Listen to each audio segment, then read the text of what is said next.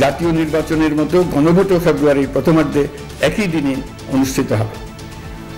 এতে সংস্কারের লক্ষ্য কোনোভাবে বাধাগ্রস্ত হবে না। নির্বাচন আরো উৎসবমুখর ও সাশ্রয়ী হবে। একই দিনে হবে সংসদ নির্বাচন ও গণভোট। ভোটের অনুপাতে উচ্চকক্ষ গঠন, সনদ বাস্তবায়ন আদেশের আলাদা আলাদা বিষয়ে আপত্তি দলগুলোর।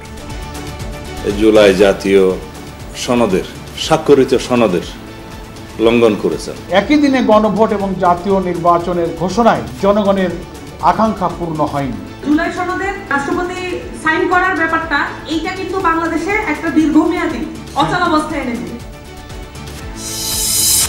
ট্রাইব্যুনালে জুলাই গণহত্যা মামলার প্রথম রায় আগামী সোমবার। শেখ হাসিনার সর্বোচ্চ সাজার আশা প্রসিকিউশনের বিচারে প্রভাব ফেলবে না কোনো কর্মসূচি। আশা করছি ইনশাআল্লাহ 17 নভেম্বর আদালত তার সুবিবেচনা, তার প্রজ্ঞা প্রয়োগ করবেন এবং একটি সঠিক রায়ের মাধ্যমে বাংলাদেশে সংগঠিত মানবতা বিরোধী অপরাধের একটা ইতি ঘটাবেন। সকাল থেকে চাপা উত্তেজনা রাজধানী ঢাকা সহ বিভিন্ন স্থানে। সতর্ক আইন শৃঙ্খলা বাহিনী, বিএনপি জামায়াত সহ বিভিন্ন দল ও সংগঠনের মিছিল অবস্থান।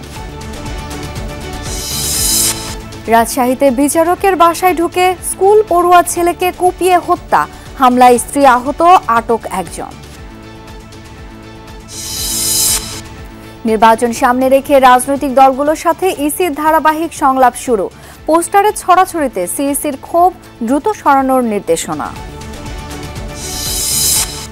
মধ্যপ্রাচ্যগামী ফ্লাইটের টিকিটে গড়ে 50,000 টাকা বাড়তি আদায়ের অভিযোগ বিমান উপদেষ্টার। বছরে 50-60 হাজার কোটি টাকা। লাগাম টানতে সংশোধন হচ্ছে আইন।